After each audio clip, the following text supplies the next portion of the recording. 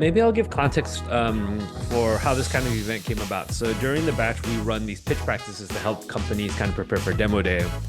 And during those pitch practices, we're obviously kind of working with companies on their pitches and kind of constructing their pitches and stuff. And I found myself quite a few times kind of pitching a company's pitch back to the founder and kind of often in a way that I kind of did it or something like that. So I don't know if this actually happened to Charles, but if it was Charles kind of like going through the program or something like that, he would kind of be doing his pitches, we'd be working on it, and then I'd be like, hey, let me try it. And I would pitch Charles's startup back to Charles. And we found that it was often helpful for the founders because it was just helpful to get somebody else's kind of take on their company or hear their company in kind of somebody else's voice. And it's not like my pitches were always better or they took everything about it from it, but it often kind of like unlocks something that they hadn't kind of thought about or something like that. And so we thought maybe we could kind of like do this publicly and help kind of people out with their pitches here. And so normally when I do this in the pitch practice, I obviously know the company's kind of much better. You know, I only have limited time to kind of get to know your guys' companies. But part of the reason why I need to ask questions is because sometimes kind of the things that make pitches kind of really good are something kind of maybe that the founder doesn't know. And so you'll see how this kind of like goes. But I just wanted to give context for where this came about. And I think it started out just being this like party trick that my team thought was interesting. And they're like, let's have you do the party trick with other people. So. All right, we will get started with Jet. About my startup Ludo Launchpad is a video game publishing company. We are helping hobbyists and small teams of indie game developers get their games off the ground using a suite of tools to self-publish their games, which helps them with discoverability and also helping them fund the earliest versions of their game as well.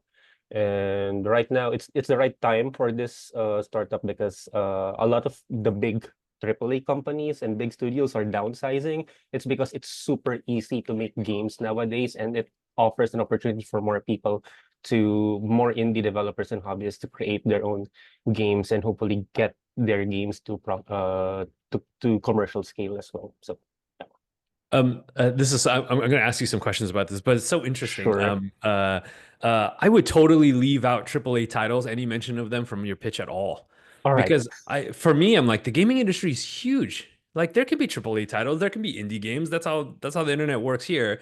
And if you going downsizing AAA titles, I basically got more distracted thinking about AAA titles, and I was like, I don't think that's true. AAA titles are pretty big. There'll always be AAA. Anyway, but the point is, none of that actually matters to your company. So the Okay. first thing I kind of thought about when I was hearing your kind of thing was like, don't introduce statements that are controversial that actually don't have anything to do with your startup, because then All right. investors just get kind of like sidetracked, like I did. And look, there's there's a huge indie game industry. I'm a big gamer, so there's a huge indie game industry. So you don't have to kind of say anything about AAA. All Okay. right. Um, what do you guys do for them? So there's a financing element, and then there's a publishing tool element. Maybe talk to me about kind of like a little bit deeper into kind of each of those.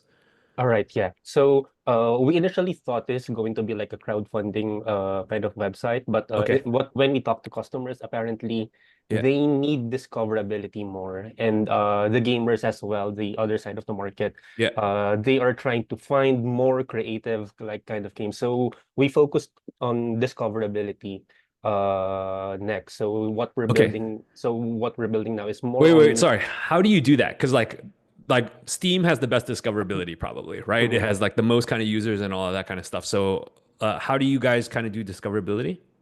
We are basically launching a TikTok style gameplay video feed, and then Hmm. users can just like tick if it's a good game or a bad game, and that creates like that initial push of a what we call this of social proof if this game is good or not. Just for early games, like I said, we are targeting hobbyists and small teams, and they don't have the money to put out their game on Steam yet once we engage with them. So the target is they will be able to get discovered through our Wait, platform. sorry. So you need, I mean, I've never published a game before. Sure. You need some certain amount of money in order to publish on Steam. Yes. How much do you need? I think they need $100 to get to that like that early discovery page, and then Wait, so you're telling me these people don't have $100? Yeah, many of them they have $100, but they don't like to pay. For them, it's a little too high for them Okay. And then how do you help them? But you don't help them with $100. You help them with discoverability, right? with the discoverability. Yeah, just to get their game just to get their MVP of their game, Okay. to And you get do that that early through videos, validation. Yes, gameplay videos. gameplay Basic. videos, but they make the gameplay videos. They make the gameplay videos. Why wouldn't they just post that on YouTube or like Instagram or TikTok themselves? Most of the time, if they post it in there, the feedback they get from the game is not as honest as they thought it would be. So Why? they, I thought they were using for discoverability, not feedback, though. yeah, they also need that feedback. So it's like, if you Wait, know the wait, which R one? metric. Guys, and maybe I'll kind of give more context for this. All I'm right. digging deeper because I'm trying to figure out what is unique about what he's doing. And I'm trying to Mhm, figure, and so I'm going deeper and deeper and deeper to kind of figure that out, right? So, mhm, um, good pitches tend to be like some is okay. Good pitches tend to be some story around something that investors don't know or something that the investors think is true or false, and it actually ends up being kind of the opposite, right? And so mhm. that's why I'm kind of like digging in more and like kind of being like, hey, what is this about? The other thing about kind of making really good pitches is you at least if it's kind of an elevator pitch or kind of like a 30-second, 2-minute pitch or whatever, it kind of needs to be about one thing. And so if we're kind of like, oh, it's about financing, it's about discoverability, it's about feedback, it's about self-publish, it's kind of too much. And then I think investors will be Mhm. like, wait, which is it? Because you're just starting out. You can I kind of only really be about one thing. And so, Jet, this is why I'm kind of like asking you all Yeah, yeah, these yeah. questions to I kind of dig understand. Yeah, deeper, right? I'm kind of like, yeah. oh, what's the one thing I can kind of like get this pitch kind of like focused around? So regardless of kind of like maybe you are doing kind of more things, do you think it's primarily for kind of discoverability, primarily for Yes. feedback? Yes. Primarily like validating the early game idea. That's the whole thing that they need to do. Sorry, say that again. Validating the game idea, the earliest version of their game before they even like put more time and effort into developing it. Why So is they need gameplay that. videos the best way to do that? Um, one, the best, the decisions of what do you call this? The indie gamers decide based on the gameplay videos most of the time. 30% of like indie gamers decide to purchase a game after watching a gameplay video. So it's the best way to like introduce a game through a gameplay video. If you show like a text pitch, Yeah, they but won't it's a bit, but understand it's it. a bit mismatched because you're basically saying, hey, you're like, hey, should the person making the game, um, continue working on the game, right? And so it's an early version of the game. And Mhm. so in order to make the video compelling, the game has to be like reasonably polished, but it's not reasonably polished because that's why they're kind of using the thing, right? Yeah. So it's a little bit, I mean, yes, people watch gameplay videos. I definitely watch gameplay videos, right? But that's typically like very close to finished product. And by then they don't need the feedback anymore because they already kind of like spent the money and the time to kind of like do that. Um, Okay, what is the problem coming all the way back up? Let's come all the way back up. And by the way, the thing I'm kind of trying to do here is I'm looking for something to build the pitch around, right? And so Yeah. I'm kind of searching, I'm like asking Jet questions. I'm searching, I'm searching, I'm searching. I'm like, what can I build this kind of around? Um, Coming all the way back up to kind of like the problem. I mean, So, if you're trying to kind of help these kind of like very early indie game kind of like mhm. makers, right? You have to believe that they're like not able to do it without you. And so do you feel like there's like a large portion of people who are able to make these games and they're able to make the games, but they're not making the games because you haven't built what you've built? I see. A lot of people are making the games, but they don't know like how to uh like get it out there. They could post something on Reddit and or post something on YouTube, but it won't have like the same uh it won't have they won't get the feedback that they need to Okay. understand if what they're making is good. Okay. Okay, I'm gonna put aside how you actually do it Hmm. because I'm not sure that is actually kind of the like way to do it and all that kind of stuff. But let's put that aside because that's kind of not the point right now. So let me kind of give the actual kind of like pitch, which is less specific about kind of how it's done. And let me kind of like try it out. So Hmm. maybe and I always say this might be horrible, guys. I'm literally just making this up on the fly. The way that startups used to work is Startups used to be you need to raise $5 million, hire 100 people, and then you launch the product and you basically you hope for the absolute best. And most of the time, after you do that, the startup is a disaster, nobody wants it, and you just flush $5 million down the drain. We don't do that these days. Now we kind of do this, we do this thing where we can raise a little bit of money, we can build these products as we kind of get more users, we can make changes, we can kind of raise more money, and it's a much more of an iterative process. Video games are still made like startups from 20 years ago. You have to build all of these things, you have to put in all of this artwork, you have to do all of this stuff, and you hope for the best. And most of the time, the games have an even higher failure rate than startups because games are so subjective. And so, what I'm trying to do is uh, I'm going to make developing games into what developing startups are like now. This is something that has to exist so that we kind of get better games and more accessibility. And my tool is going to make that happen so that you can build a very small kind of part of a thing and we can help you kind of raise a little bit of money for it. We can get you some feedback for it. And then as you get that feedback, you can make changes to the game as you kind of go along. So at the end of the day, we want to make all of the good stuff that we've learned about making kind of like startups. We want to do that for game studios. Does that make sense? And by the way, whenever I tell founders this, I might be pitching it in a way, and it has to fit what you actually believe you're doing. If it doesn't fit what you actually believe you're doing, like it doesn't, I mean, throw the whole thing away, right? I'm not trying to put words in anybody's mouth, right?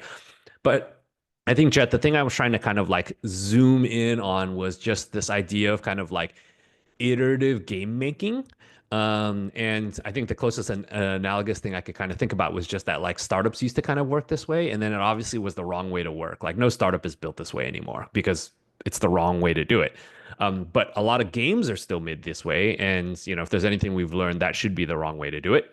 Maybe it's okay for AAA titles, but I would even argue that it's like AAA titles should actually be made more this way. But we're going to start with indie game developers first, and we're going to build this infrastructure so that they can build games iteratively and cost effectively.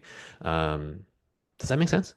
I think you nailed it down. I think I'm just lost on the how of it because it's a some sort of a trade secret that we were doing in my industry, hyper casual games over the past 4 years. If you caught an ad with a gameplay video that's a game that doesn't Yeah. exist, yeah, we did that. So we are just applying the stuff that we did there Yep. to indie games. So I think you nailed it down. In the way I had it in my mind. I didn't think of I didn't think about like comparing it from like startups versus made today versus made in the past. Yeah. Yeah, I didn't think about comparing, but I think that is more in the language of the of investors. So I guess yeah, it was able to like to nail down at least what we are trying to make. Yeah, and by the way, for everybody there, pitches are look, fundraising is sales, and what you're doing is the pitch is just a sales pitch to investors. And anytime you're doing sales, you're basically just making a message that makes sense to them. Like what I just said, Jet, you would never say to an actual game developer. You might if Yes. I guess they're in startups, but like it doesn't matter because like you're making a pitch for investors, and you probably have a slightly different one for kind of um studios. Like whenever I talk about iterative, when I'm talking to founders, I talk about iterative in a certain way. When I talk to investors in our fund, I talk about it a different way. And when I talk to other investors, I talk about iterative a different way. The ways that I talk about it are not in conflict with each other, but you know, different people kind of care about different things, and so you kind of accentuate different things. And so, but maybe one other thing, and most I know you keep us on track on time, but maybe one thing I'll kind of share with everyone is I think Jet, I think your response to my pitch is something that I kind of hear often, and what that is typically like sometimes a founder is like, "Yes, that's what I've been trying to kind of like say," or something like that, and they just I don't know, didn't have the words or whatever. The other time, sometimes I think founders are like, "Oh, that." And once they have that clarity on kind of what they're trying to kind of say, it often helps them run their business because if you really do think about running game studios, kind of like startups and stuff, then you can think about all the different things that need to get built so that game studios are able to do that, right? Like now you're talking about, okay, game studios need to be able to validate, game studios need to be able to kind of like grow, game studios need to be able to get some small amount of kind of investment, like all of these kinds of things, right? And you can start kind of thinking about how to kind of build that way. What's the right order of operations and all that kind of stuff. So actually getting clarity in a pitch often helps you execute on your startup kind of like better because you have a better idea of like what you're like ultimately kind of trying to do. So anyway, hopefully it was helpful. And if not, uh, It was yeah. super helpful. Thank you very much for that. I'm Eka from Ion Energy. We are building a power bank for electric cars. The reason we built this because we see that the infrastructure is not ready for Indonesia for electric cars, while the car brands is flooding on the streets, and that is a user's problem. But us as an operator problem that manage EV charging stations is building the charging station is cost heavy, Mm, and the license for each location is quite difficult at this moment. And then, not to mention the technical difficulties. So what we do, we want to build mobile charging where it is on demand. hmm We will build a smaller battery saving energy for each Yep. home. Yep. And the business model works like water gallons at home. So whenever Yep. the energy runs up, we will replace it. And right now, the energy needs for Indonesia is 1.5 billion US dollar per year, Yep. which we counted as the market size for the electric car Mm. energy needs for Indonesia. Yeah, I can argue with you on market size, but I don't care about market size. I don't really care. They don't work that well in pitches for me. Okay, wait, a couple of questions here. So, um, your solution is it's like a portable charging, but you are charging a battery that sits in the person's home, or sorry, in their kind of like apartment complex or something. Yes, we have Okay, pop-up locations in certain locations, yeah. and the EV owners can bring it home. Wait, sorry. Let's say that I live in Jakarta. I have an EV car, right? My in the US, basically, you have kind of like you can put kind of these chargers in your house, or you can go to supercharging stations, right? Indonesia, my guess is that it's not very easy to install these chargers in your home or in an apartment building. Is that correct? Yes, that's the problem. Okay. And is the problem primarily because is it a cost thing? Is it permits? I don't know. Like, what is it? I mean, the technology is kind of solved, right? So, what is the problem? Yeah, that's the problem, the infrastructure problem. And for operator Sorry, like, sorry. When you say infrastructure, what do you mean? Power lines? Like, what are we talking about? oh yeah, power lines. So the average home in Indonesia, the power is 1,800 to 3,500, and home charging is 7,000 power. Okay, So what's the average power in the US? in the US, I'm not sure. Okay. But you're saying it's 1 to 3,000 in Indonesia, and in order to do it at home, like a Tesla charger in the US at home takes 7,000? Yes. Okay. And then what is these pop-ups that you're doing? Pop-ups, we just place our portable charger in Uh-huh. strategic locations, Yeah. and the business model works like ATM machine. So whenever the energy runs out, we just Yeah. replace it with the new one. Okay, but does the customer come to your pop-up and then kind of like charge it there and then go back, or do you go to them? Yes, they Wait, can which one? call us as well. Huh? They can call us. Okay, so they can come to you or you can go to them. Yes, Both. both. Okay. So because it's portable, so we can just move it around. Yeah. Okay. Um, do you have any kind of stats on kind of like electric car kind of like uh purchases in kind of Indonesia, like how fast it's growing, kind of like relative to kind of like I don't know, Singapore, US, anything like that? Oh yeah. Well, the target for electric car numbers in Indonesia in 2020 is 2.5 million cars. But in this year alone, we just achieved 600 units sold for electric cars. Six Sorry, hundred thousand. there were only 600 electric cars sold in Indonesia? No, 600,000. Okay, 600,000. But sorry, you said the target in 2020 was 2 million, but this year, I mean, it's 4 years later and there's only 600,000. 2030. Oh, the target in 2030. Yeah, Wait, who's the target set by? it's by the government. Oh, nobody cares about that. Like, okay, what was the growth? Like, it was 600,000 this year. What was it last year? This year by September data. I know, but what was it last year? Last year is only 100,000 plus. Okay, so now it was 100,000 last year and it's 600,000 this year? Yes, because we got many brands from China. Okay. The And thing I'm trying to ask these questions around is I need to make one of two pitches with your company. One pitch is sales of EV cars in Indonesia are like booming, right? And so all these people are buying EV cars and they all have this problem. So that's one pitch that I need. That's one version of this pitch that I need to be able to make. The other version of this pitch is EV cars are booming all over the world, except for Indonesia because of this problem. And so literally this problem is holding back the entire market. And so obviously if I solve this problem, that's going to be like kind of super valuable. Which one do you think it is? the first one is more interesting. Sorry, I don't care which one's more interesting. Which one is the one you believe? The first one, Okay, why? because it's true, it's booming.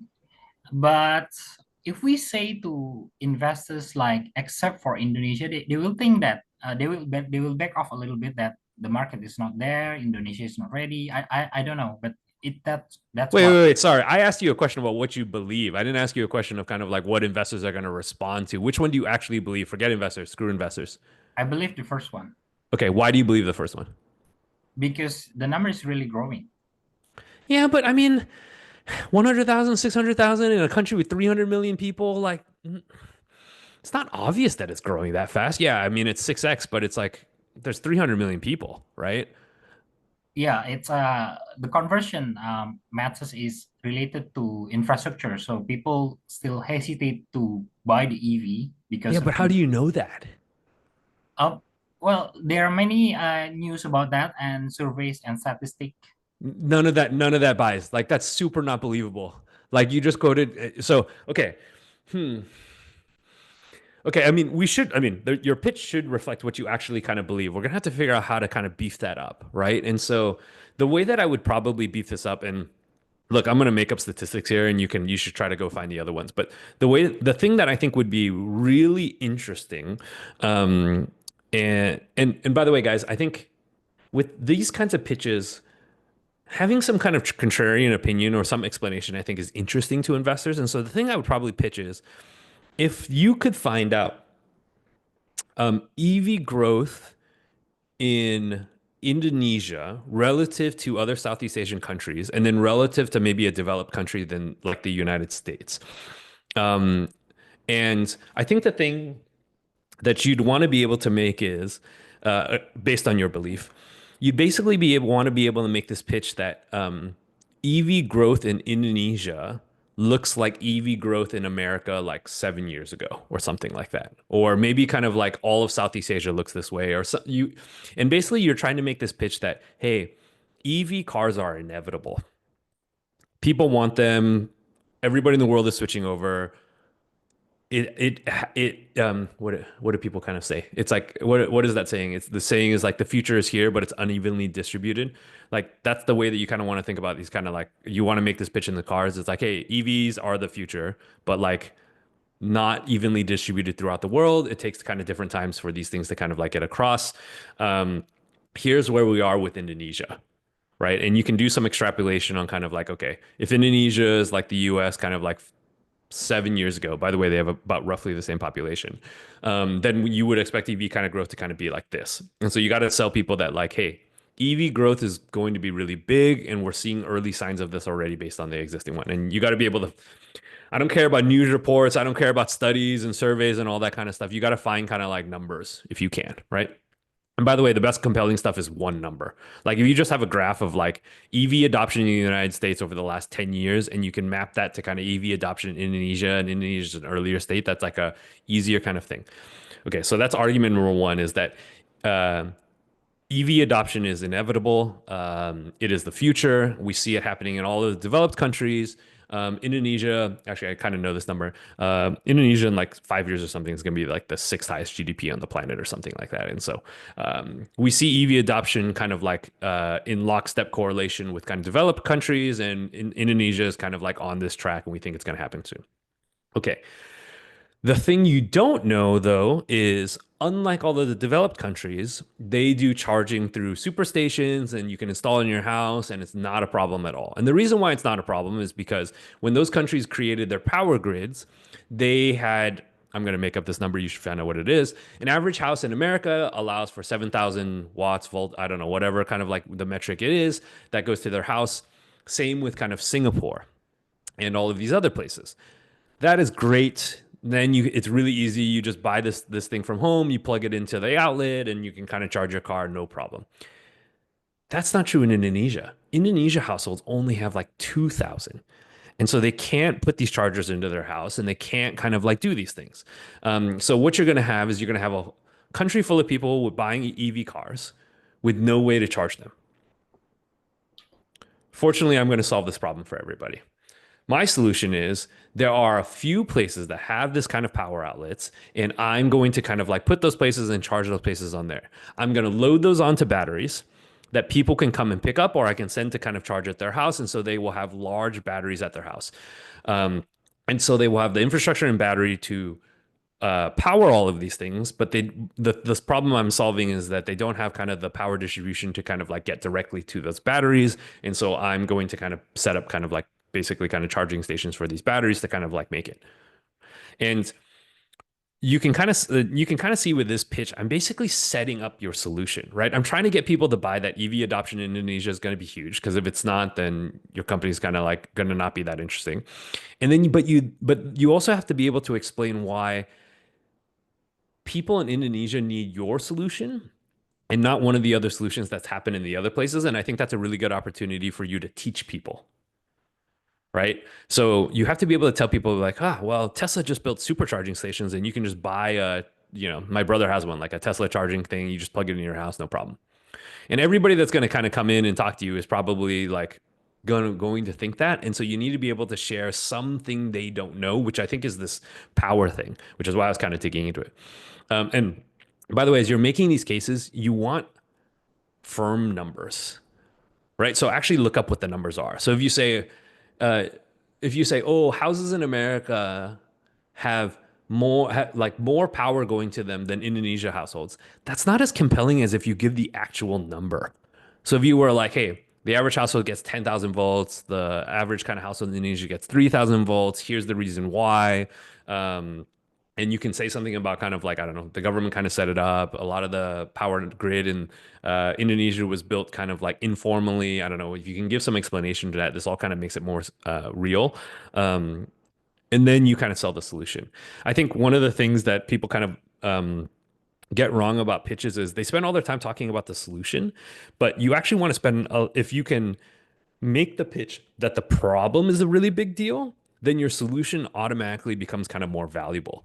And I actually like wrote a post about this, but if Aaron and Charles are still here, I say this a lot in pitch practices, but if you have an Act 3 problem, which is if your solution doesn't seem very impressive, it's likely that you didn't set up the problem.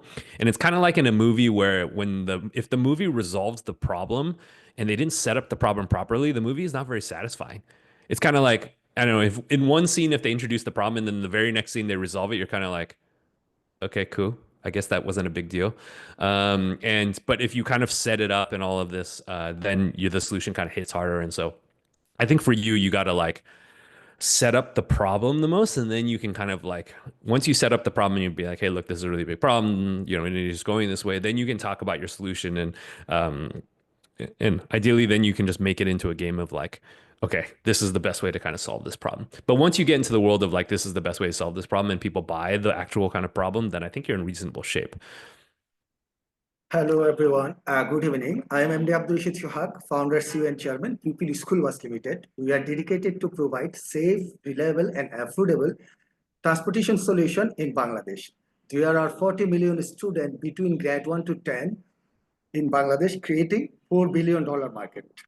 However, there are glaring absence of safe and organized transportation solution for students. Over 7.5 million parents are faced concerned about safety, reliability, and affordability. We are trying to solve this problem by developing a carpooling model with IoT-based technology so that through our mobile apps, parents can access real-time tracking, real-time webcam view, and real-time notification. In every vehicle, we assign dedicated female guide and professional driver to ensure our student safety. This is all. Got it. You're gonna have to do this for investors, like you're gonna have to do it for me. Most of the investors you're pitching are probably gonna be not in Bangladesh. There's not buses provided by schools in Bangladesh currently. Yes. There's not. Okay. No, there's not. And I guess I've been to Dhaka, and I'm gonna ask the next question. Are there buses that kids could take to go to school? Like public transportation? No. Only public transportation available, but not for student. Why? Like for example, in Singapore, you could take public transportation to your like school actually. So like, why can't students take public transportation to their school? Because public transportation is not safe for student Okay. in our country. Sorry, I'm gonna ask the obvious question because again, I think you have to like paint the picture for people quite a lot. Why isn't it safe? Because there are no stoppage in school. There are no stoppage in their location where they got from their bus. Bus location is far from their home, and young child are not able to go there to able public transportation for school. Wait, sorry. I asked you why it was kind of like I asked you why it wasn't safe, and then you gave me a different answer, which is the bus stops are far away. So is it not safe, or is the bus stops far away? Not safe because public transportation is for elder men. Their students are not safe, and female students are not safe in public transportation. Okay. But again, I think you kind of have to. Okay, I mean, I wouldn't want your pitch to kind of like be some sort of like downer or something. But are there kind of like lots of cases of kind of like, do students try to get on the buses, and then there's been a lot of cases of kind of horrible things happening, or do parents don't even allow them to get on? Yes. A lot of things already happened for student of female student, and younger child are not able to on board in public transportation because they are so much younger. They are not carried in public transportation. They have to go there with their parents. So parents have to face a problem with office timing. In office time and school time is same. So wait, sorry. Are they why are little kids not allowed to go on the bus without their parents, or is something bad going to happen to them? Yes, not allowed. Okay, not allowed. And why is that just like a government rule? Like how old do they have to be? No. There are no government rule, but they are not capable to take the public transportation. Our public transportation is not organized in Dhaka city and Chattogram city, not organized. Okay, and the reason why I'm asking you questions is you're going to have to explain this to somebody who's never been to Dhaka and has no idea where Bangladesh is, right? And so I think that's why I'm asking for kind of the specific parts about kind of like, what is it, right? Is it a security problem? Are they just not allowed? Is it just inconvenient? Like which of these things it is? Maybe something kind of for all of the founders out there, if you are talking about, so with his kind of thing, inconvenience is a problem. Safety is a problem. And then it doesn't actually sound that it's like illegal to kind of take the bus. So I think it's like a safety kind of like inconvenience problem, right? And if you are talking about inconvenience and then all of a sudden you switch to safety and then somebody asks you a question about safety and you switch to inconvenience, it sounds like you're like, it sounds as an investor, it sounds like you're like not clear on what's the important thing for your company. And so you kind of want to keep the things in the like same places, right? I think, I mean, safety seems like a much bigger problem, obviously. It's a much bigger problem than kind of inconvenience, right? Like if a bus stop is like not near the school, it depends on how not near, but like people can kind of walk a bit. But safety is like non-starter, right? Okay. Yes. And then talk to me about kind of like how I'm guessing your company is already running. How many people Yes. ride your buses every day? Already we have 5,000 students between Okay. two cities, Yeah. Chattogram and Dhaka. Okay. Um, how fast is it growing? Like how many riders did you have last month? Like if you have 5,000 a day now, how much did you have last month or I don't know, 3 months ago? 3 months ago we have 3,000, and Okay.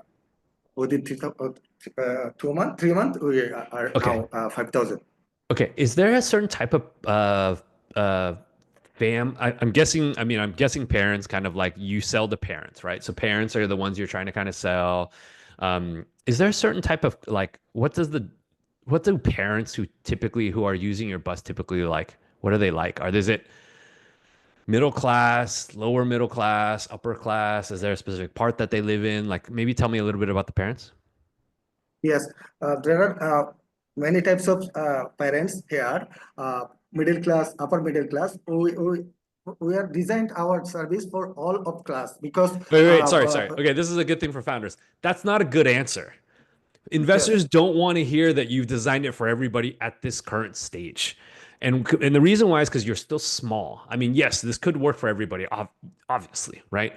What yes, investors yes, are looking for is you're still small. And so for almost all products, yes, the early product solves a problem for some segment of the population much more than it solves for another segment of the population. So, for example, if I'm like a very rich person in Bangladesh, I just have my driver drive my kids to school. So clearly, like a bus is not that big of a problem, right? And so, right. like, um, I don't know, of the 5,000 parents that 5,000 kids that kind of like take your buses or whatever, what is is like 80% of the kids come from like a certain kind of Middle, like background?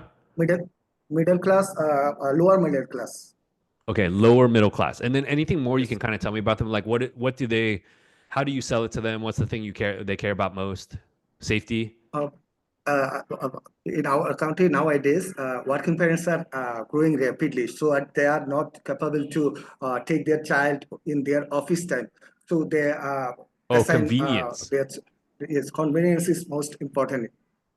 Oh, okay. That's interesting. I mean, that's a different value proposition. That's another value proposition, right? There's security, which is kind of related, and then convenience. And it's actually not convenience for the kid, it's convenience for the parents. Yes. Okay.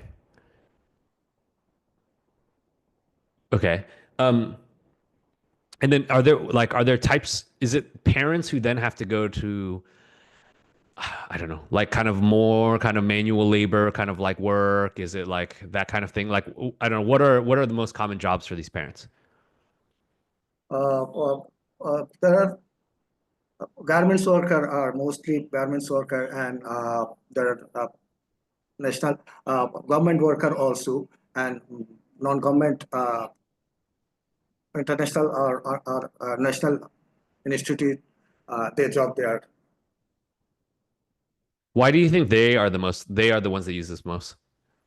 because their working parents are not capable to take their child from school. School timing and office timing is same.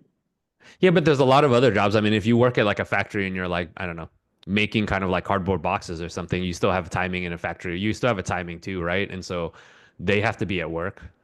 So like why office So workers? of the most of our customer parents are working parents, and most of them are not capable to take their child because very costly. They have to go there uh, school with their child 4 times Yeah. a day. So this is very costly for them. And I understand that, but that feels like that should exist for lots of parents more than just government workers. Government Like workers, that's like non-government workers, 80% of parents in Bangladesh, right? I mean, it's not just government workers. government and non-government workers. Non-government That's worker is literally very, everybody though, right? yes, Like yes, yes, if you literally. put the set of kind of government and non-government.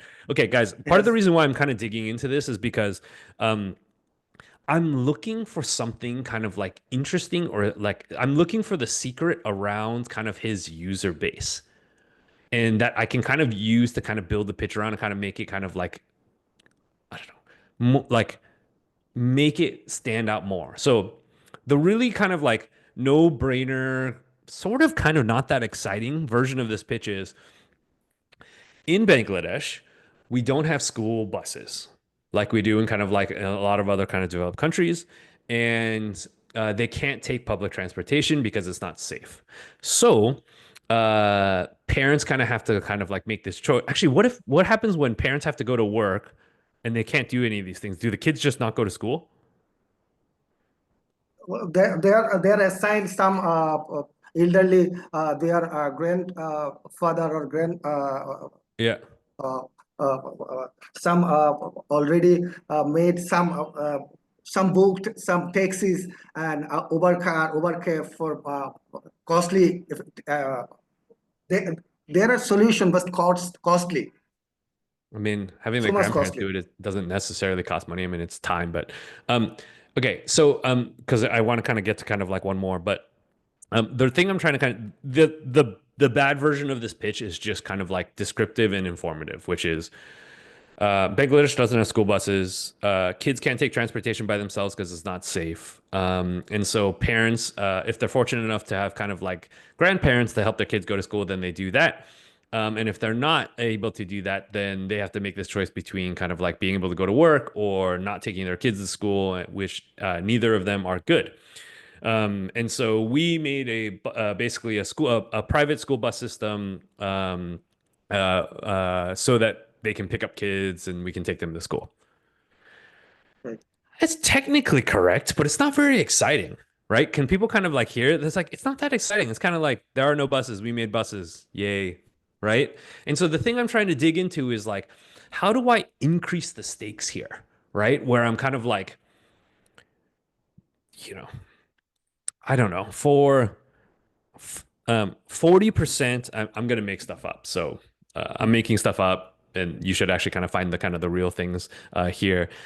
Is you want to kind of be able to say something about kind of like, okay, I'm really going to make stuff up here. I would love to be able to make some argument about Bangladesh as a country kind of in Bangladesh is a country in kind of transition or kind of like change. I mean, obviously, you guys kind of had kind of the change in government and all of this kind of stuff, and people are optimistic about Bangladesh. And there's been like an increased kind of like focus. Again, I'm making this up. Increased focus on kind of education and kind of like and a lot of people kind of feel kind of national pride around kind of like wanting kind of education. Education is kind of very important. The problem is, God, this would be such a great stat. The problem is 30% of the children in Bangladesh don't actually attend school on a regular basis. Right? If there's some stat like that, that'd be amazing. And then you can be like, why don't they attend school? Well, there aren't any school buses. And sorry, this would be a great stat. If you were like 30% of children in Bangladesh don't attend school on a regular basis because they can't.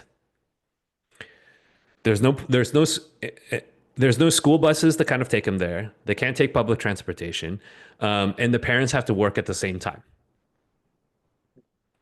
This is a really dumb reason to like have the country being held back on. You're telling me a third of the like future of Bangladesh can't go to school because they can't get there?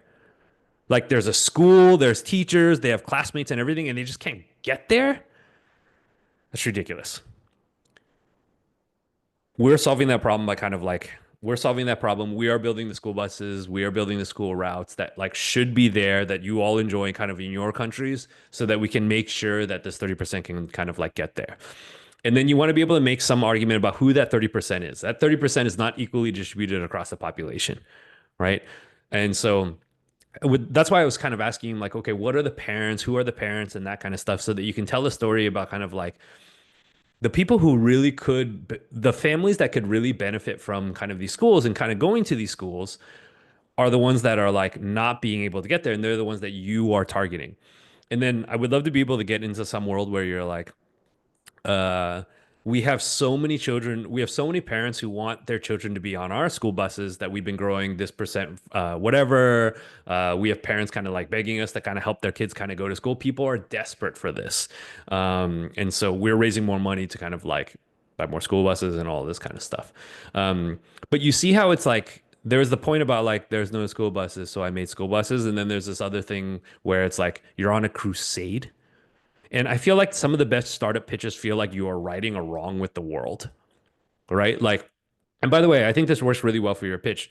Like, and again, it all hinges on what the percentage is. If you were like, 2% of kids in Bangladesh can't go to school because of this, it'd be like, okay, I mean, that's not good, but yeah, 2% doesn't seem that impressive. But if you were like 30%, half the kids, and if you could find some stat that was like, even if they do go to school, they only can go to school half the time. Half the children in Bangladesh can only go to school half the time because that's the only time that their parents can actually kind of like take them, right? Then that becomes really, really kind of powerful. And so you got to figure out kind of that. To me, that's the like linchpin of your like pitch, is if you can have some number like that, you can kind of build around that. And if that number is very low, then I think you have to like come up with a different pitch. Basically, you have to have a different angle. And then you need to be able to, if that number is really high, use that number. And then you need to be able to tell a story around the types of people who kind of like need to be able to do this and why they're not able to kind of like do it. And it can't be like everybody needs this. It can't be like government workers kind of need this. It needs to like make sense to people, right? Like if you told me, oh, government workers are my primary users, I'm like, don't government workers kind of make a lot of money in Bangladesh? They're like kind of middle class, upper middle class. And the dissonance makes it not believable. So maybe this is good for everybody. If you're telling your story and people are asking you questions about your startup, dissonance is your like enemy. Like if you tell me this thing is true, where it's like, oh, lower middle class families really want this thing, and then 10 minutes into our conversation, I'm like, hey, what are the jobs that people on your platform typically have? And you're like, government workers. I'm like, wait a minute.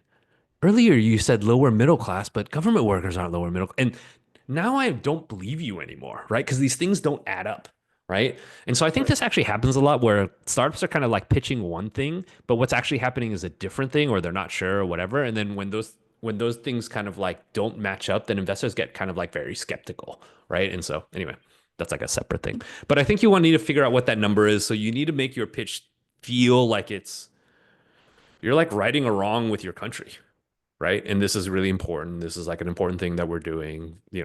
Parents are desperate for this, like this kind of stuff. So I would phrase it something, or I would try to pitch it something around there. And again, maybe the last point here, if it's the one thing to point out, I spent more time pitching the problem than anything else. You guys realize that? I spent like very little time talking about the bus. I don't even know how the bus works. Like, is it an app? Is it a ticket? Doesn't matter. Right? Like I spent all the time pitching about why this is an important problem. And then honestly, like if you're like, okay, we kind of run we have a bus system that kind of like picks these people up. Most people are going to get it. That's not a very complicated product. It's hard to do operationally, but it's not complicated. Like people get it. Right. And so I think for yours, it's like, again, of all the kind of pitches I've like been hearing about, it's kind of all a problem setup thing. And then the solution you can kind of like, and look, if you sell the problem and people think it's really important and they start asking you about the bus, that's probably a good sign, because then they believe that it's a really big problem. And now they're trying to get to the like details of like the bus. And so that's good. So if you have lost someone, you know how hard and lonely that experience can be. In the past, people used cemetery and memorial park to anchor themselves and remember their loved ones. But in a world where we spend most of our time online, everything we do, eat, experience is shared.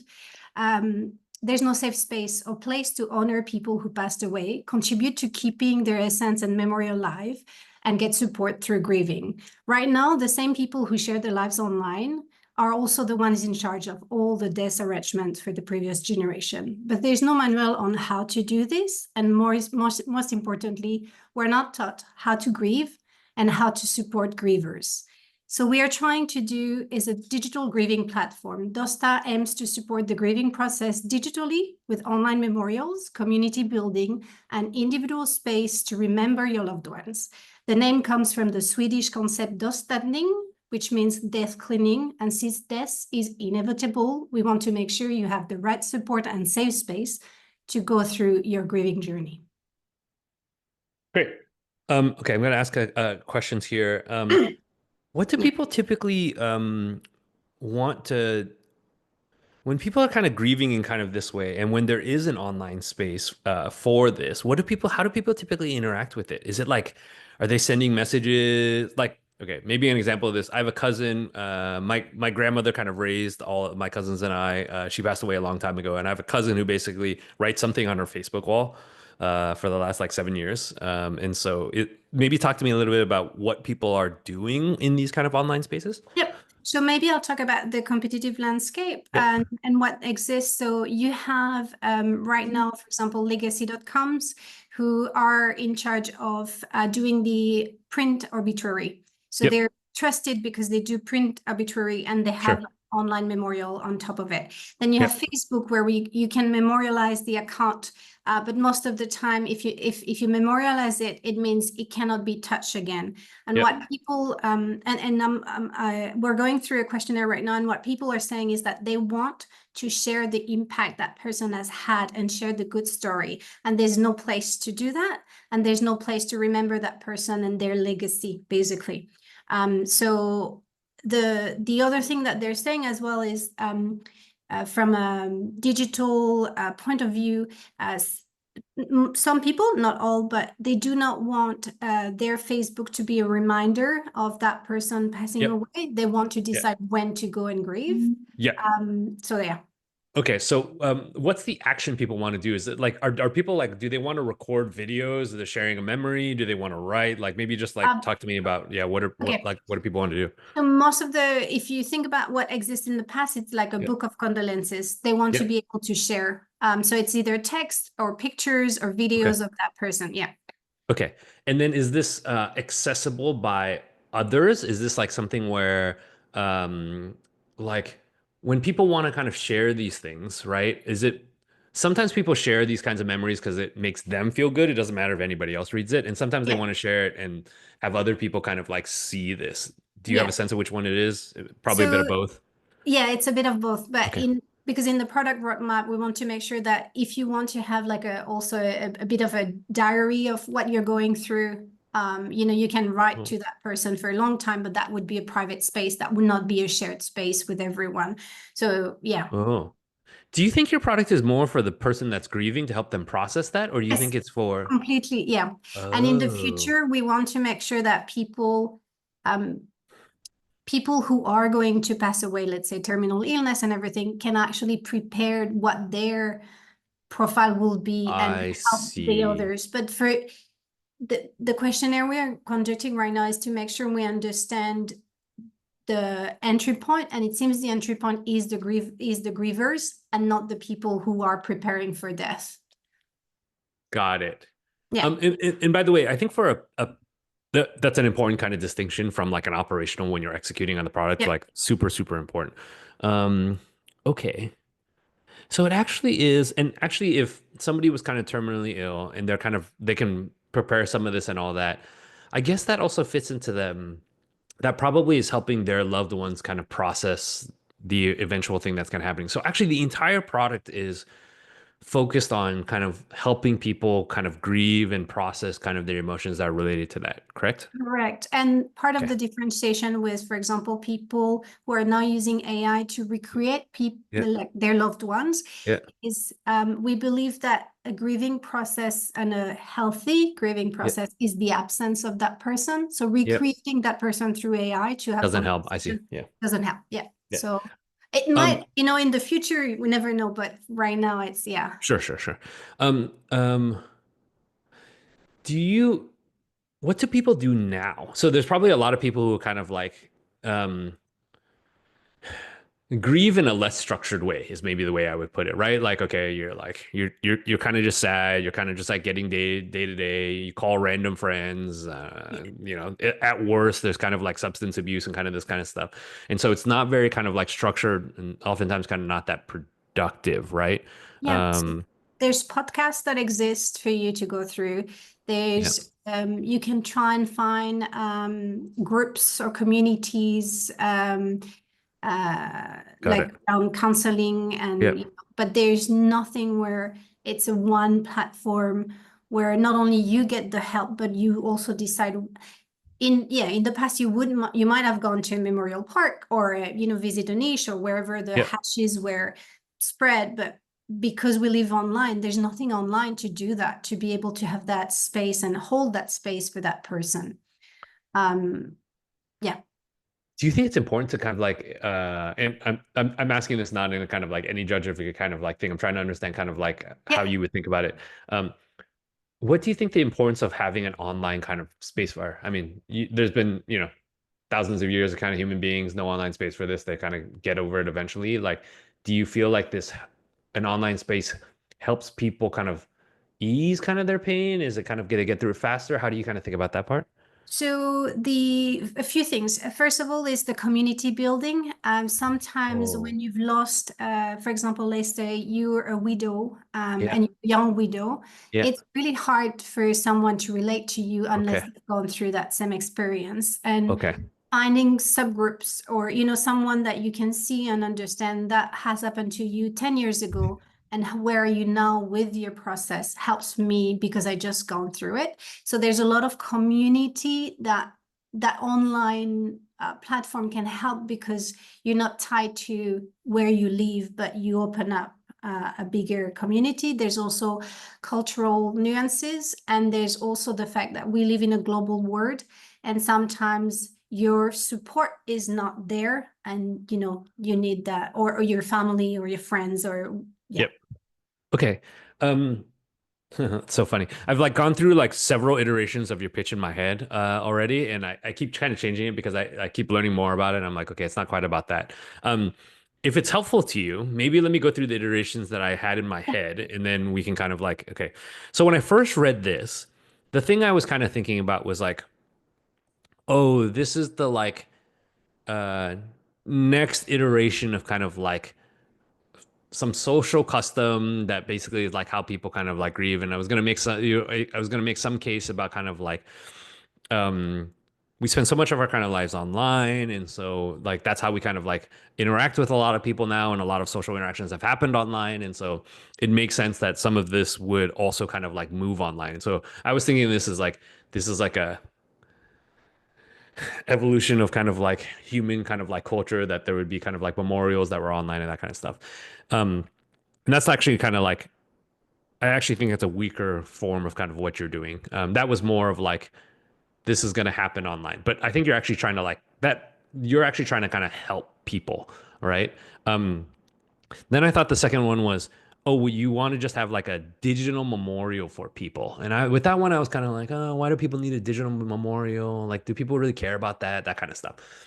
And then you finally talked about kind of the helping part. And I think the through line for your entire company is actually helping the people who, gosh, I don't know what the terms are, so I apologize if I've used any terms that are kind of the people who are kind of like still alive or kind of like left behind or like impacted by kind of this depth. It actually is primarily focused on them, and it's helping them kind of like process. But the way that I think you started talking about at the end is you are using digital tools to help with that, right? So there are tools that people use to help deal with grief, which are support groups and all this kind of stuff.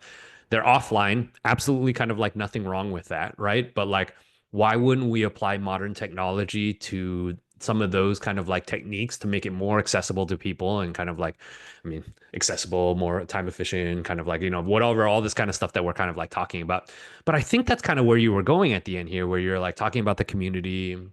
Obviously, if there's kind of like there's a lot of to draw kind of like parallels. There's a lot of products that are helping people with kind of therapy online and this kind of stuff. And it's not like therapy is new, But online therapy makes it more accessible. It makes it cheaper. You can kind of get it when you kind of need it. You have a greater access to like a greater group of kind of therapists. You're not, Yeah. you live in a small town. There's one therapist. If they suck, well, I guess you just have a crappy kind of therapist. We don't live in that world anymore. And so I feel like the company is actually more kind of about that, about the kind of like processing and grieving. Before I kind of go on another rant, is that true? You believe that? That's kind of what. Yeah. Okay. Then I think the way that I would probably try to frame this, again, I'm making stuff up, could be horrible. So let me throw stuff against the wall and if it kind of like helps.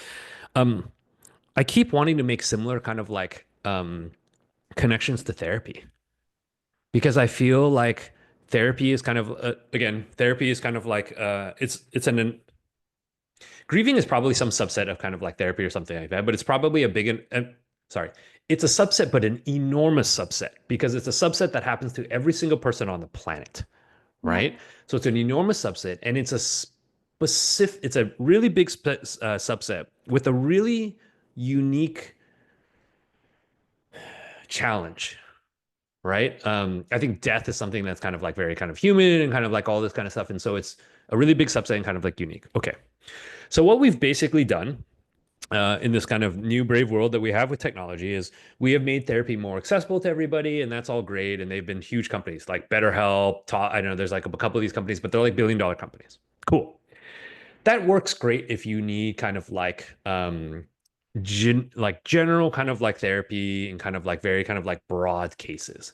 There is this very specific part about the human experience that is really huge, and it happens to every single human being on the planet, which is, and by the way, it happens to every single human being on the planet more than once, right? I mean, I'm guessing kind of like, one parent, maybe another parent, hopefully nothing else in kind of their life, but you never know, right? And that's death. And it poses unique challenges to the people who are kind of left behind. Unlike typical therapy, things that are worked on in therapy tends to be quite individualistic. Like if I'm going through something, I talk to my therapist about it. Melissa's probably not going through it. I don't talk to Melissa about it. But death in the family is something that is shared amongst kind of like everybody in the family. So I have a younger brother. If something happens to my parents, God forbid, I'm going through this, my brother's going through this, kind of like all this kind of stuff. And so I guess what I'm trying to do is I'm trying to make the case that this has already happened before in a much broader, less specific sense with therapy. Billion-dollar companies, these are really good outcomes. And by the way, I think you're doing a good thing for the world. What I'm trying to teach you how to do is get venture capital money so you can do the good thing. And so we're going to play the venture capital game a little bit and be capitalist here. And by the way, I tell this to all founders. I have some founders in the Iterative portfolio, and I literally tell them you need to be better capitalist. And what I mean by that is you need money to do the thing that you're doing. And so you got to play the game to get the money, even if it's not the important thing, right? And you just do that for investors so you get their money, and then you get to the real work, which is building the thing that you're trying to build to help the people that you're trying to help. And so I feel like sometimes it's like founders sometimes get it twisted where it's kind of like they like spend too much time on the capitalism, and it's like, okay, well, why did you even start this company in the first place? And then sometimes they actually spend too little time on the capitalism, and they're almost kind of too idealistic. And unfortunately, we live in a capitalist society, and so you have to play the game a bit. And so I think that's why I'm kind of trying to tie you to kind of therapy and the large outcomes of therapy, because like they're taking less risk, right? This is like, hey, look, we're already seeing this happen. This is just another version of this. And it is this like, and that's why I keep going into like, happens to every person on the planet, happens more than once. I'm like trying to kind of make the case that this is like, you're not doing a niche product for like a niche part of therapy. You're doing this like very big part. And actually, you probably make the argument that dealing with death, like not everybody goes to the therapist anyway. And so the market for kind of dealing with death is maybe kind of like as big as kind of therapy. So anyway, I'm trying to kind of make these connections of like, this thing is really big. This thing is going to be really big, right? You just haven't heard about it. And the reason you haven't heard about it is because it's uncomfortable to talk about, right? Yeah. And then once you can kind of try to set that up, then I would try to go into like, the parts that are unique about it that maybe people haven't thought about. Like even as talking to you, like my light bulb kept going off. I was like, oh yeah, it's unique. Death happens to everybody. It happens to multiple times, and it happens to like a group of people. That's unlike any other kind of like therapy. And the reason why I'm kind of like going into those unique places is anytime there's enough of these kind of unique pieces, it tells you that it needs a unique product. Right. And so if it was just like, I don't know, if it looked like kind of, okay, I don't want to make light of kind of like any kind of like mental condition. So, but if it was kind of one of those things and it looked kind of like the other ones, then it's like, okay, well, why don't you just use therapy? Right? I mean, Yep. I have kind of like somebody passes away, I could go to a therapist. I could, right? Yep.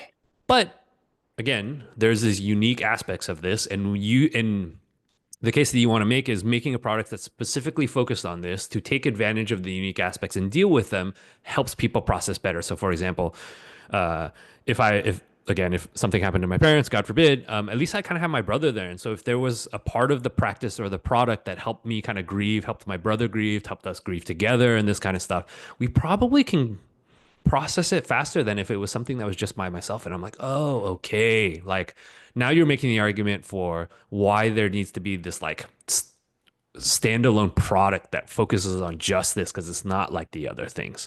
So high level, I'm like, therapy is this huge thing. It's been a huge success. That was kind of the first wave of using technology to improve kind of like people's kind of like access to kind of people's kind of like, I don't know, help or whatever you want to call that. The next wave is going to be around death. Yeah. Happens to everybody twice a time, all this kind of stuff. Why can't you just use therapy for death? You could, but it's less effective. It's less effective because death has unique properties that happens more than once. Other people are kind of involved, all of this kind of stuff. That's why it needs its own product. So I'm trying to make the case that this is a really big market that you're like not thinking about, and it needs its own product. And that's kind of like what I'm building here. And okay, I hope this is not too morbid, but the virality of this product is insane. If you get one family who's grieving somebody in the family and they're using this product, and actually as part of their grieving process, it helps to get other people and they invite other people in their family into that platform, which by the way, I think is good for everybody, right? Like on balance, I think is good for everybody. But if I'm like being really capitalist about it, it kind of spreads within that family, right? It kind of reminds me of when Slack, how it spread amongst companies. It was like somebody at the company basically set it up and then invited their coworkers, and now all the coworkers were using it, right? And so I could imagine somebody in a family who was like really struggling to how to deal with this, and they find this product and they're like, oh, maybe this is something that would be helpful to me. And as part of the process that helps them, you will invite kind of like other people, and you will kind of do this thing together, and you can kind of like have this kind of nice memorial to kind of like the person who kind of like leaves, right? And again, doesn't exist in therapy. Therapists have the opposite problem. Like most people who go to therapy, they don't want to tell anybody. Yeah. So anyway, I'm trying to kind of get to that part where I'm like, okay, therapy is a big thing. Death is the new thing. Death is its own unique thing. Look at all these interesting like characteristics about kind of like death. So I'm like trying to go there. Does that make sense? Does that It help? does. Yeah. Yeah. It does help a lot. Yeah. In reframing. Yeah. Yeah. But that's cool. That's a cool thing to work on. And then I think from there you can be like, then you can investors, I think, will ask you kind of a bunch of questions, and you have a great opportunity to just kind of like show how much you've kind of like thought about this space, and and how kind of unique and kind of interesting it is. And so, but that would be my setup, and then I would kind of go into that. Perfect. Thank you so much. Yeah. It's Nico. I'm from Napa, and we are building a rental marketplace for apartment facilities such as swimming pool and gym. In terms of the problem statement, there are two key problem statements, supply and demand problem. For the supply problem, we're targeting apartment unit owners. And for these apartment unit owners, they will need to pay maintenance fee for the apartments, even if they don't actually use it. This is for the maintenance for the facilities such as swimming pool or the gym. In addition as well, there has been an increased cost of living in Indonesia that actually add this cost pressure to these apartment unit owners. For the demand problem, we're targeting family and also individuals who actually love staycation, or perhaps they want to become fit. So in Indonesia, about 27% of Indonesian actually love staycation. And then in terms of health problems, Indonesians have a lot of health problems, especially obesity and high blood pressure, which is affecting 20% of population in Indonesia. And one of the key problems is that they are having a gap in terms of finding affordable swimming pool and gyms. And we're targeting middle class below for this individual and families. And this is Indonesia, right? Indonesia, correct. Jakarta?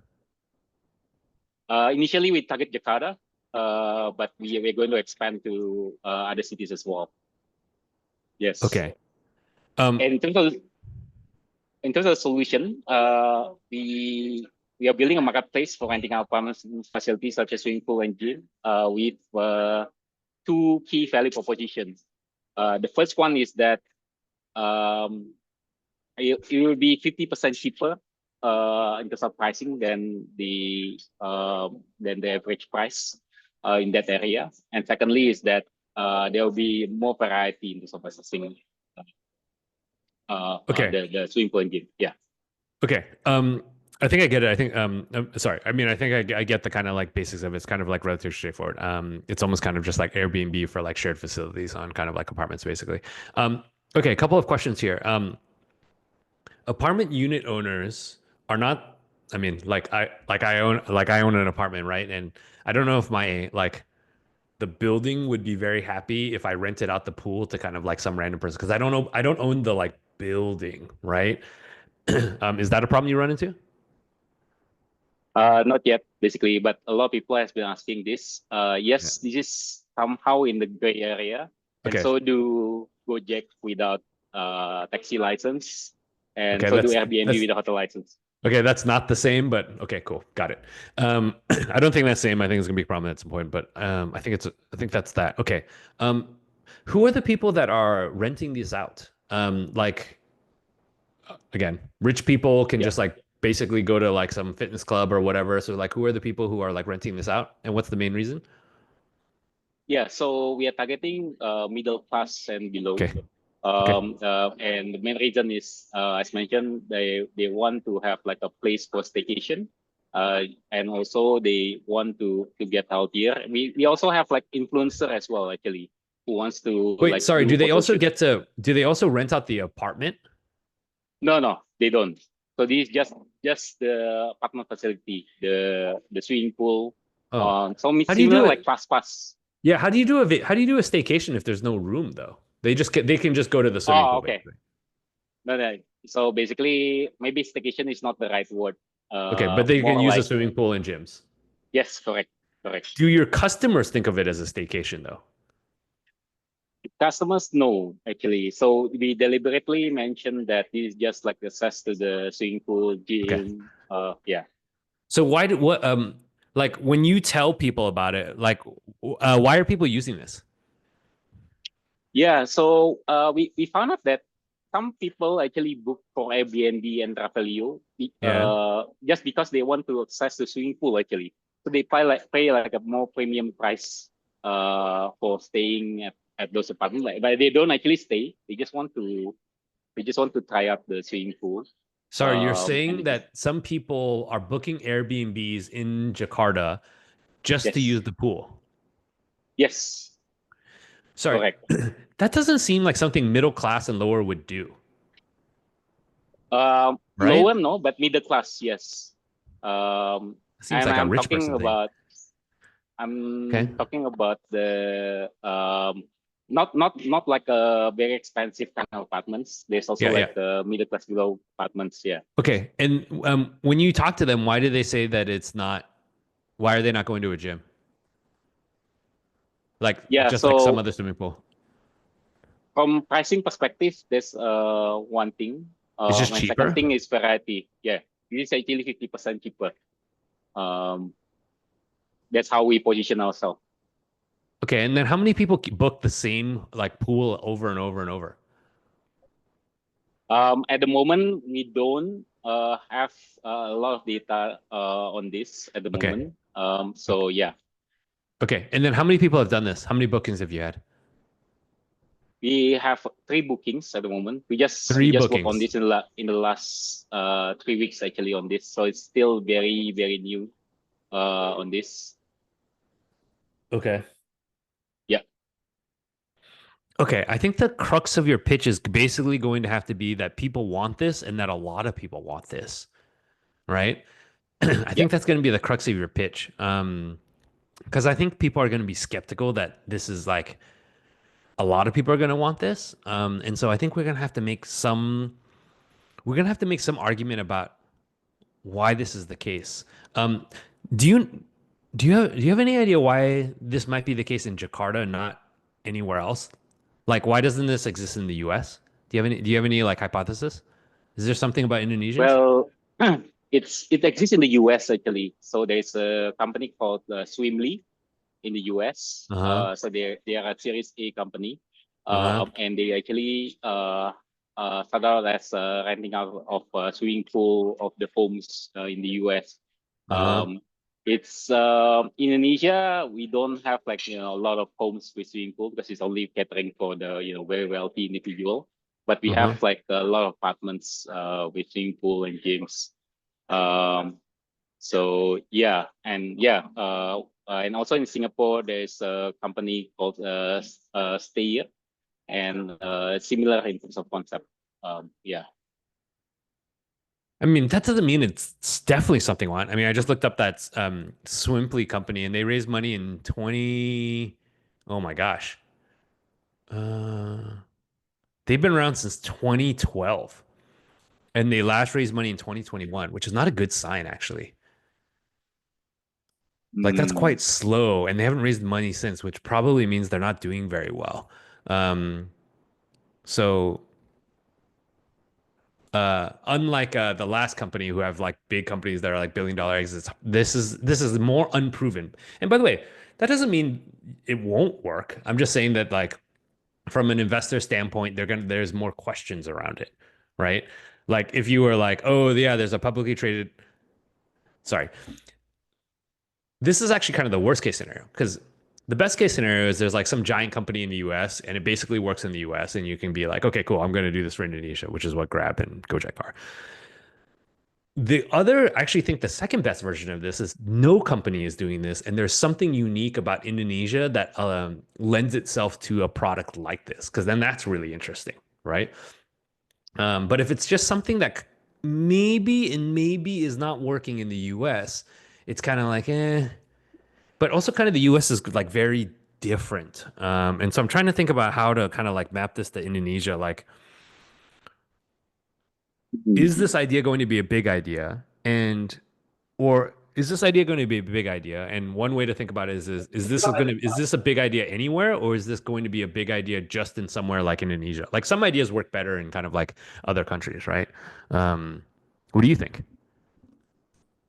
Yeah, I think what is unique about Indonesia is that from population perspective, there are a lot of average salary in Indonesia is only 300 US dollar, right? There are actually a lot of middle class to lower class people, and so basically is that they're actually very price sensitive in a way.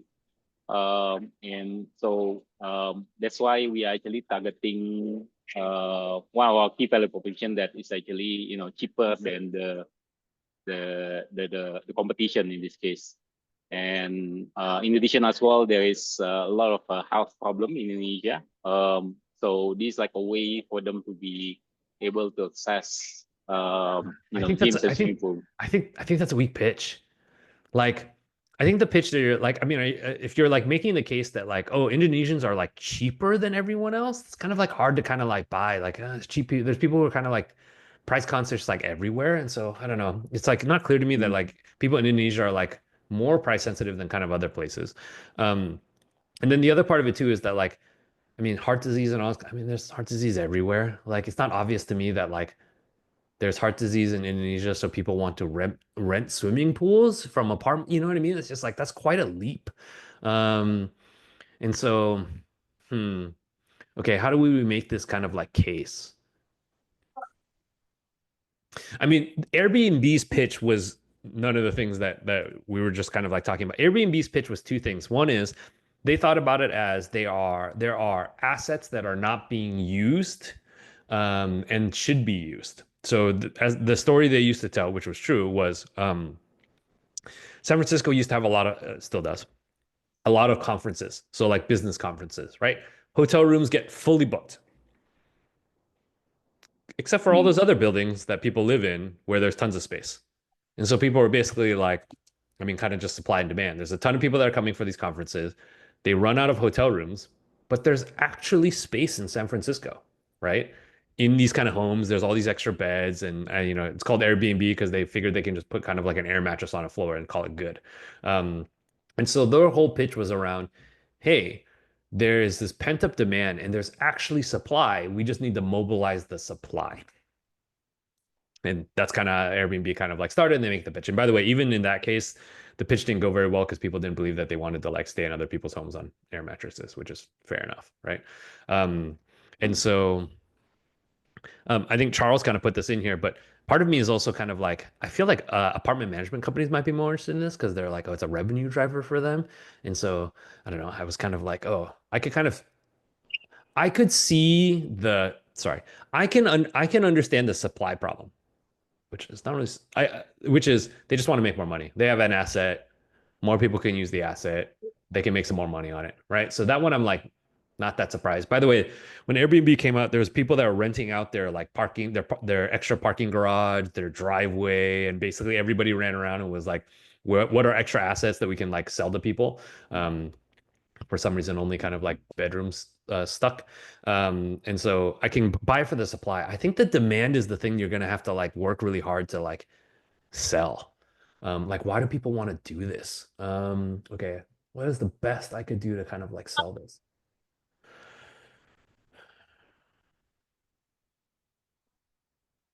I mean, I guess if you're selling it as like a cheaper option of gyms, but like it's not that strong. What is the best version of why people would want to do this?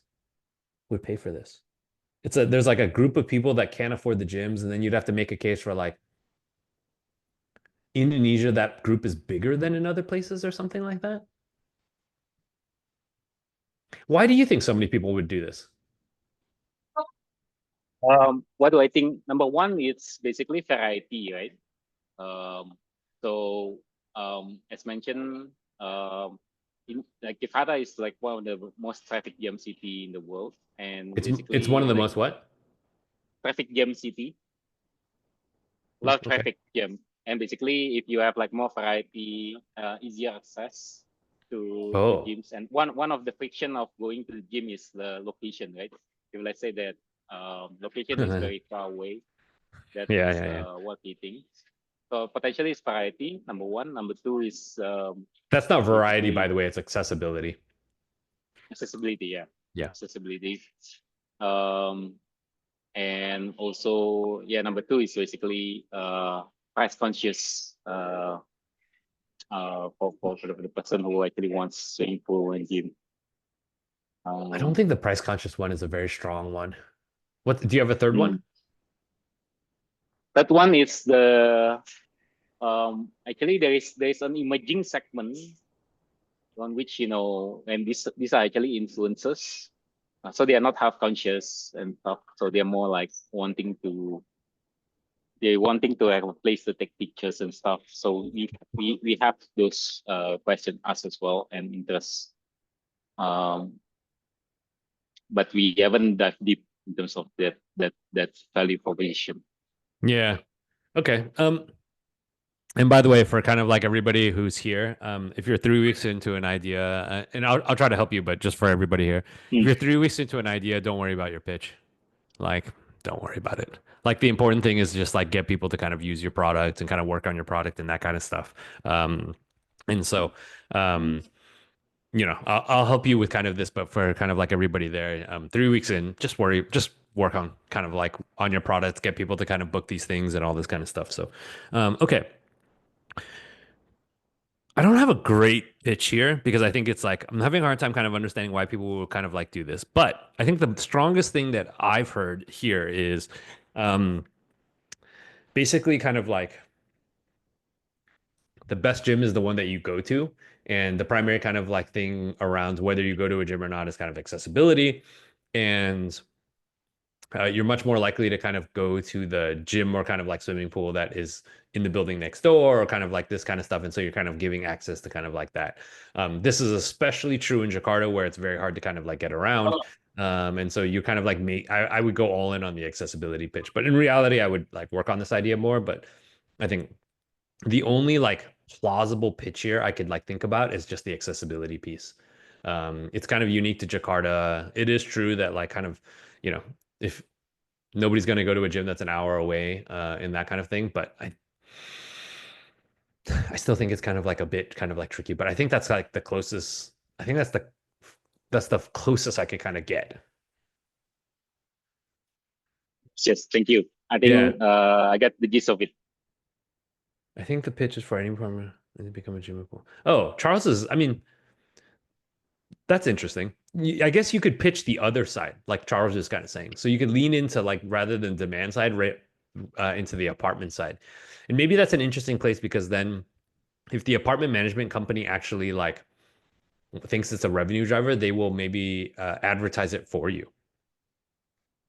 Right? Because if they can make money off it, then they can advertise it for you. And so they'll do some of the work maybe. So maybe that's another angle is actually don't pitch the demand side, pitch the supply side. But I think in that pitch, people are the supply side pitch I still think is easier. The demand side is the one that everybody's gonna kind of like ask questions about. Anyway. Yes, that's a good idea. Thank you. Yeah. See the chat. There's people kind of like, by the way, it's awesome that other people have ideas and putting in the chat. It's fantastic. Like this shouldn't be all me.